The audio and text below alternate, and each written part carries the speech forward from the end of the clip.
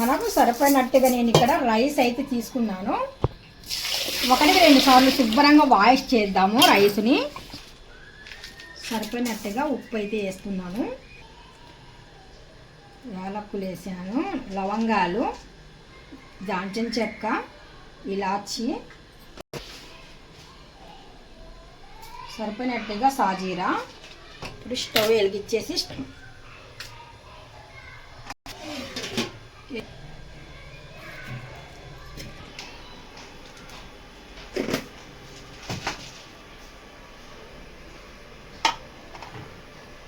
మొత్తానికి మసాలాలు అయితే బిర్యానీ మసాలాలు నేను ఇక్కడ పెట్టుకున్నాను.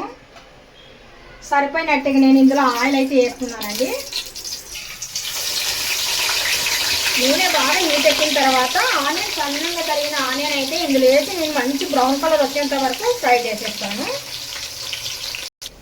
మనము ఇవైతే కనుక కొద్దిగా లావుగా దంచి పౌడర్ చేసి పెట్టుకుంటే కనుక ముక్క అనేది చాలా టేస్ట్గా ఉంటుంది. రైస్ కూడా మంచి కమ్మగా స్మెల్ వస్తుంటుంది, టేస్ట్ కూడా చాలా బాగుంటుంది. అందుకనేసి ఇవి నేను కొద్దిగా పౌడర్ అయితే చేస్తున్నాను. కొద్దిగా అయితే కనుక ఇందులో వదిలేసి కొద్దిగా అయితే కనుక సైడ్కి తీసేస్తున్నాను, గ్రానీస్ కోసం. అది కూడా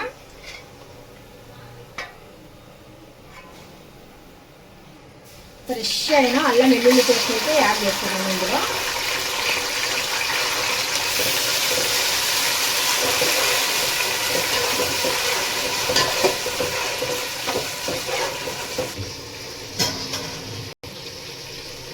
ఎసరైతే వచ్చేసింది. మనము ఈలోపు మనం రైస్ కడిగేసి ఇందులో యాడ్ చేసేస్తున్నాను. మనం రైస్ వేసిన తర్వాత పుదీనా లీవ్స్ వేస్తే కనుక మనకు మంచి ఫ్లేవర్ అనేది అందుతుంది రైస్కి, చాలా కమ్మగా కూడా ఉంటుంది. అందుకనేసి పుదీనా లీవ్స్ అయితే ఇంకా వేసాను. ఈలోపు చికెన్ అనేది మనము ఇక్కడ శుభ్రంగా కడిగేద్దాము. రైస్కి నేను కేజీ చికెన్ అయితే తీసుకున్నాను. స్మాల్ పీస్ అయితే తీసుకున్నాను, మరి పెద్ద సైజ్ తీసుకోలేదు. కొద్దిగా క్రంచీ మనం ఫ్రై చేసుకున్న ఆనియన్ పీసెస్ అయితే కనుక చికెన్లో అయితే వేసేస్తున్నాను. కొద్దిగా కసూరి మేతి కూడా యాడ్ చేస్తున్నాను. దస్పల్లా హోటల్లో చేసే టేస్ట్ అయిన చికెన్ బిర్యానీ అన్ని గరం మసాలాలు అయితే ఇందులో యాడ్ చేసేస్తున్నాను. లీవ్స్ అండి, కొద్దిగా సాజీరా, ఇందాక నూరి పెట్టుకున్న కొద్దిగా లవంగం, దాల్చిన చెక్క, మిరియాల పొడి, కొద్దిగా పుదీనా లీవ్స్ కూడా యాడ్ చేస్తున్నాను, మిర్చి కూడా యాడ్ చేస్తున్నాను. టేస్ట్కి సరిపోయినట్టుగా ఇక్కడ నేను పెరుగు కూడా తీసుకుంటున్నాను. కొద్దిగా పసుపు కూడా యాడ్ చేస్తున్నాను. టేస్ట్కి సరిపోయినట్టుగా ఇక్కడ నేను కారం పొడి కూడా యాడ్ చేస్తున్నాను. గ్రేవీ ముక్కలకి సరిపోయినట్టుగా ఇక్కడ నేను కల్లుప్పు కూడా యాడ్ చేస్తున్నాను. ఇక్కడ జాజికాయ ముక్కలు కూడా యాడ్ చేస్తున్నాను. అయితే చివర్లో వేద్దాం. లెమన్ వేస్తే ఇంకా చికెన్ అనేది కొద్దిగా ఉడకదు మనకు, అందుకనేసి లెమన్ అనేది ఆపేసాను. ఇప్పుడు మొత్తానికి ముక్కలకి బాగా ఉప్పు, కారం, పెరుగు, గరం మసాలా అలా పట్టేలాగా నేను ఇక్కడ కలిపేస్తున్నాను. దస్పల్లా చికెన్ బిర్యానీ.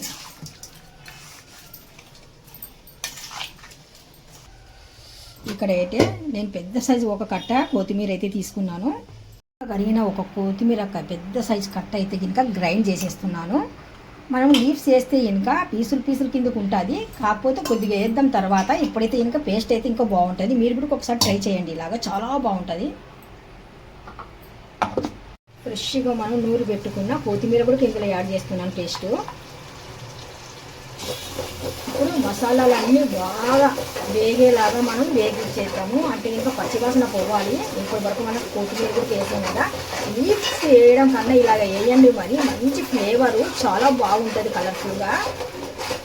రైస్ అయితే సరిపోయినట్టుగా ఇక్కడ నేను రైస్ తీసేస్తున్నాను. ఒక జాలర్ ఉంటుంది కదా గిన్నె, గిన్నెలో వేసేస్తున్నానండి.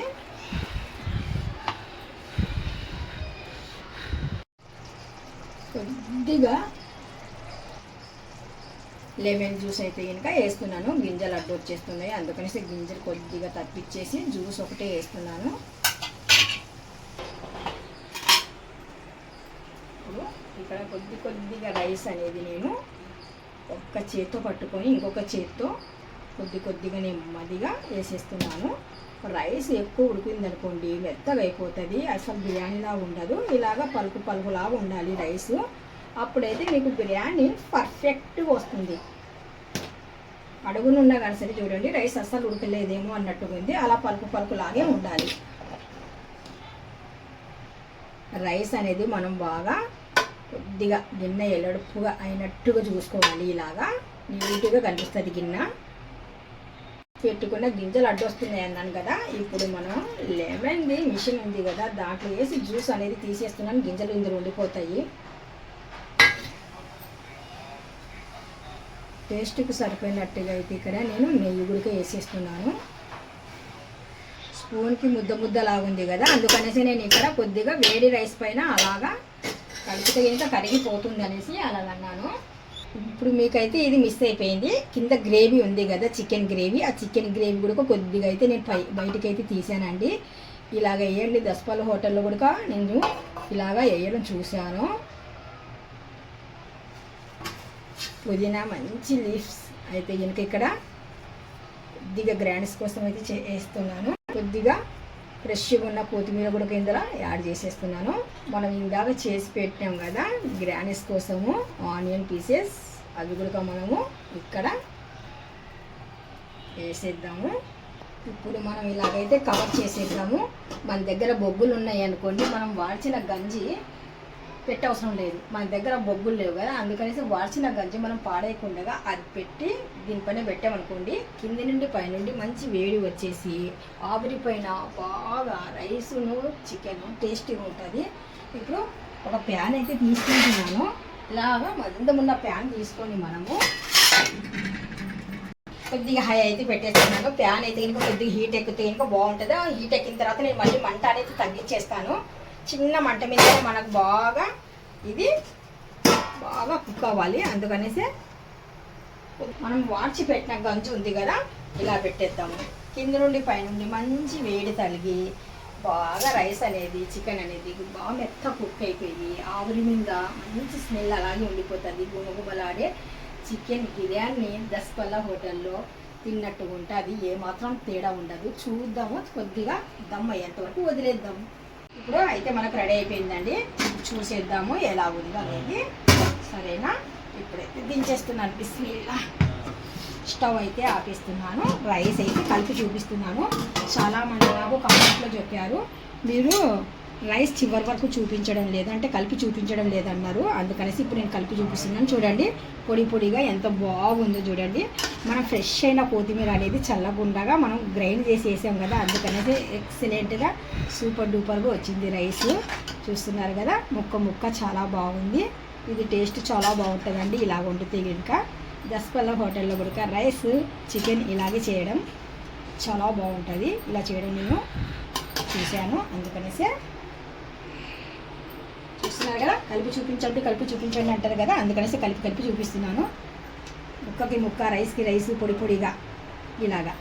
ఎలా కనిపించింది ఈ వీడియో మీకు నచ్చినట్టుగా అయితే జస్ట్ ఒక లైక్ అయితే చేయండి అబ్బా, కామెంట్ చేయండి, సబ్స్క్రైబ్ చేయడం మర్చిపోకండి. Thank you so much. Allah Hafeez.